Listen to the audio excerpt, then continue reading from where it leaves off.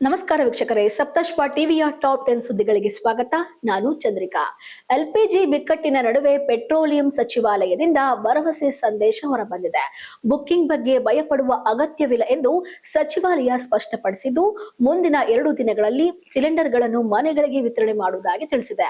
LPG cylinder ಉತ್ಪಾದನೆ 25% ಹೆಚ್ಚಳವಾಗಿದ್ದು, ಹೊಸ ಮೂಲಗಳಿಂದ ಎನ್ಎಲ್ಜಿ ಸರಕುಗಳನ್ನು ಖರೀದಿಸಲಾಗುತ್ತದೆ ಎಂದು ಸಚಿವಾಲಯ ಸ್ಪಷ್ಟನೆ ನೀಡಿದೆ. ಇರಾನ್ ಇಸ್ರೇಲ್ ಯುದ್ಧದ ವಿರುದ್ಧ ಮೈಸೂರಿನಲ್ಲಿ ಮೌನ ಪ್ರತಿಭಟನೆ ನಡೆಯಿತು. ಕನ್ನಡ ವೇದಿಕೆ ಸದಸ್ಯರು ಕೋರ್ಟ್ ಮುಂಭಾಗದ ಗಾಂಧಿ ಪ್ರತಿಮೆ ಬಳಿ ಮೇಣದ ಬತ್ತಿ ಹಚ್ಚಿ ಯುದ್ಧ ವಿರೋಧಿ ಆಗ್ರಹ ವ್ಯಕ್ತಪಡಿಸಿದ್ರು. ಯುದ್ಧದಿಂದ ಅಮಾಯಕರು ಸಾಯುತ್ತಿರುವುದು ವಿಶ್ವಕ್ಕೆ ಮಾರಕವಾಗುತ್ತದೆ ಎಂದು ತಿಳಿಸಿದ್ದಾರೆ. ಅಭಿವೃದ್ಧಿ ಹೊಂದಿದ ರಾಷ್ಟ್ರಗಳು ಎಚ್ಚರಗೊಂಡು ವಿನಾಶದ ನಾಂದಿ ಆಡುವ ಬದಲು ಶಾಂತಿಗೆ ಮುಂದಾಗಬೇಕು ಎಂಬ ಸಂದೇಶವನ್ನು ಮೌನ ಪ್ರತಿಭಟನೆಯ ಮೂಲಕ ನೀಡಲಾಯಿತು. ಇಂಧನ ಬೆಲೆ ಏರಿಕೆಯಿಂದ ಜನ ಪರದಾಡುತ್ತಿದ್ದಾರೆ ಎಂದು ಉಪಮುಖ್ಯಮಂತ್ರಿ ಡಿಕೆ ಶಿವಕುಮಾರ್ ಆಕ್ರೋಶ ವ್ಯಕ್ತಪಡಿಸಿದ್ದಾರೆ. ಈ ವಿಷಯದಲ್ಲಿ ರಾಜ್ಯ ಸರ್ಕಾರ ಏನು ಮಾಡಲು ಸಾಧ್ಯವಿಲ್ಲ, ಕೇಂದ್ರ ಸರ್ಕಾರವೇ ಹೊಣೆಗಾರಿಕೆ ಎಂದು ಸ್ಪಷ್ಟಪಡಿಸಿದ್ದಾರೆ.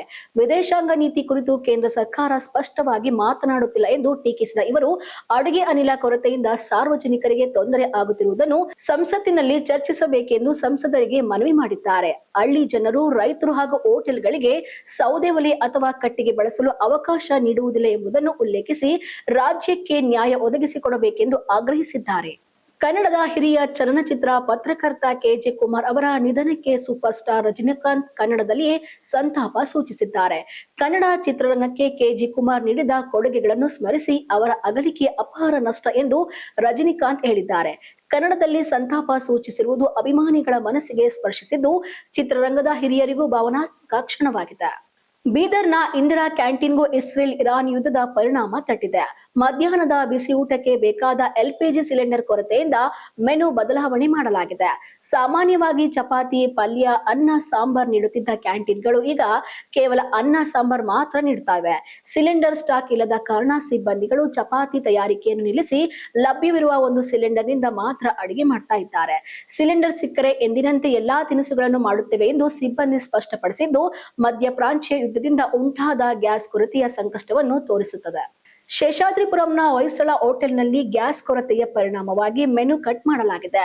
100 ಐಟಂಗಳಲ್ಲಿ 75 ಐಟಂಗಳನ್ನು ರದ್ದುಪಡಿಸಿ ಕೇವಲ ರೈಸ್ ಐಟಂಗಳನ್ನು ಮಾತ್ರ ಗ್ರಾಹಕರಿಗೆ ನೀಡಲಾಗ್ತಾ ಇದೆ. ಗ್ರಾಹಕರು ಸಹಕರಿಸಬೇಕು ಎಂಬ ಬೋರ್ಡ್ ಹಾಕಿ ಸಿಬ್ಬಂದಿಗಳು ಮನವಿ ಮಾಡಿದ್ದಾರೆ. ಮೆನು ಕಡಿತದಿಂದ ಗ್ರಾಹಕರ ಸಂಖ್ಯೆಯನ್ನು ಭಾರಿ ಇಳಿಮುಖ ಕಂಡು ಬಂದಿದ್ದು, ಹೋಟೆಲ್ ಉದ್ಯಮಕ್ಕೆ ಭಾರಿ ಸಂಕಷ್ಟ ಎದುರಾಗಿದೆ. ನಟ ಆನಂದ್ ದೇವರಕೊಂಡ ಬುಧವಾರ ತಮ್ಮ ಸಹೋದರ ವಿಜಯ್ ದೇವರಕೊಂಡ, ನಟಿ ರಶ್ಮಿಕಾ ಮಂದಣ್ಣ ಹಾಗೂ ಆಪ್ತ ಸ್ನೇಹಿತರ ಜೊತೆಗೂಡಿ ನೃತ್ಯ ಮಾಡಿದ ವಿಡಿಯೋ ಸಾಮಾಜಿಕ ಜಾಲತಾಣಗಳಲ್ಲಿ ವೈರಲ್ ಆಗ್ತಾ ಇದೆ.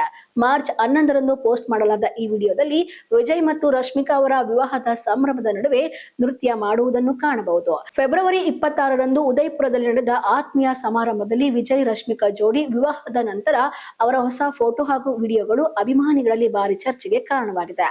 ರಶ್ಮಿಕಾ ಮಂದಣ್ಣ ಮತ್ತು ಆನಂದ್ ದೇವರಕೊಂಡ ಸ್ನೇಹ ಭಾವ ಈ ಸಂದರ್ಭದಲ್ಲಿ ಮತ್ತಷ್ಟು ಸ್ಪಷ್ಟವಾಗಿದೆ. ತಡರಾತ್ರಿ ಎಣ್ಣೂರಿನ ವೀರಣ್ಣ ಗಾರ್ಡನ್ ಪ್ರದೇಶದಲ್ಲಿ ಪೆಟ್ರೋಲ್ ಕಳವು ಪ್ರಕರಣ ಬೆಳಕಿಗೆ ಬಂದಿದೆ.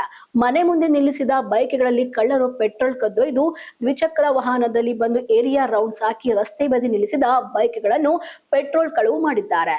ಈ ಘಟನೆ ಎಣ್ಣೂರು ಪೊಲೀಸ್ ಠಾಣಾ ವ್ಯಾಪ್ತಿಯಲ್ಲಿ ನಡೆದಿದ್ದು, ಸ್ಥಳೀಯರಲ್ಲಿ ಆತಂಕ ಹಾಗೂ ಆಕ್ರೋಶ ಮೂಡಿದೆ. ಕೊಪ್ಪಳ ತಾಲೂಕಿನ ಬಿ ಹೊಸಳ್ಳಿ ಗ್ರಾಮದ ವಾರ್ಡ್ ನಂಬರ್ 1ರ ಎಸ್ಸಿ ಕಾಲೋನಿಯಲ್ಲಿ ಕುಡಿಯುವ ನೀರಿನಲ್ಲಿ ಕಪ್ಪೆ, ಜಿರಳೆ, ಹುಳುಗಳ ದರ್ಶನವಾಗಿದ್ದು ಗ್ರಾಮಸ್ಥರಲ್ಲಿ ಆತಂಕ ಮೂಡಿಸಿದೆ. ಕಲುಷಿತ ನೀರು ಕುಡಿದ ಪುಟ್ಟ ಮಕ್ಕಳು ವಾಂತಿ ಭೇದಿಯಿಂದ ನರಳುತ್ತಾ ಇದ್ದಾರೆ. ಹಲವು ಬಾರಿ ದೂರು ನೀಡಿದ್ರೂ ಪಂಚಾಯಿತಿ ಅಧಿಕಾರಿಗಳ ನಿರ್ಲಕ್ಷ್ಯ ಮುಂದುವರೆದಿದೆ. ಕೆರೆಯಲ್ಲಿನ ಕೊಳಕು ನೀರನ್ನೇ ನೇರವಾಗಿ ಪೈಪ್ಗಳ ಮೂಲಕ ಜನರಿಗೆ ಸರಬರಾಜು ಮಾಡುತ್ತಿರುವುದಕ್ಕೆ ಗ್ರಾಮಸ್ಥರು ಆಕ್ರೋಶ ವ್ಯಕ್ತಪಡಿಸಿದ್ದಾರೆ. ಕೂಡಲೇ ಶುದ್ಧ ಕುಡಿಯುವ ನೀರಿನ ಘಟಕ ಸರಿಪಡಿಸಿ ಪೈಪ್ಲೈನ್ ಶುಚಿಗೊಳಿಸದಿದ್ದರೆ ಪಂಚಾಯಿತಿ ಕಚೇರಿಗೆ ಮುತ್ತಿಗೆ ಹಾಕುವುದಾಗಿ ಎಚ್ಚರಿಸಿದ್ದಾರೆ. ಒಂದೆಡೆ ಗ್ಯಾಸ್ ಸಿಗದೆ ಜನ ಸಂಕಷ್ಟದಲ್ಲಿರುವಾಗ ಮತ್ತೊಂದೆಡೆ ಸಿಲಿಂಡರ್ ಕಳ್ಳತನ ಪ್ರಕರಣ ಬೆಳಕಿಗೆ ಬಂದಿದೆ. ರಾಮನಗರ ತಾಲೂಕಿನ ಬನ್ನಿಕುಪ್ಪೆ ಗ್ರಾಮದಲ್ಲಿ ಮನೆ ಮುಂದೆ ನಿಂತಿದ್ದ ಗ್ಯಾಸ್ ಸರಬರಾಜು ವಾಹನದಿಂದ 8 ಸಿಲಿಂಡರ್ಗಳನ್ನು ಕದ್ದೊಯ್ದ ಖದೀಮರನ್ನು ಬಿಡದಿ ಪೊಲೀಸರು ಬಂಧಿಸಿದ್ದಾರೆ. ಮಹೇಶ್ ನಾಯಕ್ ಮತ್ತು ಗೋವಿಂದರಾಜು ಎಂಬ ಇಬ್ಬರು ಆರೋಪಿಗಳನ್ನು ಬಂಧಿಸಿ ಕಳವು ಮಾಡಿದ 8 ಗ್ಯಾಸ್ ಸಿಲಿಂಡರ್ಗಳು ಹಾಗೂ ಕೃತ್ಯಕ್ಕೆ ಬಳಸಿದ ಬೈಕ್ ಅನ್ನು ವಶಪಡಿಸಿಕೊಂಡಿದ್ದಾರೆ. ಈ ಸಂಬಂಧ ಬಿಡದಿ ಪೊಲೀಸ್ ಠಾಣೆಯಲ್ಲಿ ಪ್ರಕರಣ ದಾಖಲಾಗಿದ್ದು, ಸ್ಥಳೀಯರಲ್ಲಿ ಆತಂಕ ಮೂಡಿದೆ. ಇದಿಷ್ಟು ಈ ಕ್ಷಣದ ಪ್ರಮುಖ ಟಾಪ್ 10 ಸುದ್ದಿ ಆಗಿತ್ತು. ಇನ್ನಷ್ಟು ಸುದ್ದಿಗಾಗಿ ನೋಡ್ತಾ ಇರಿ ಸಪ್ತಶ್ವ ಟಿವಿ ಕನ್ನಡ.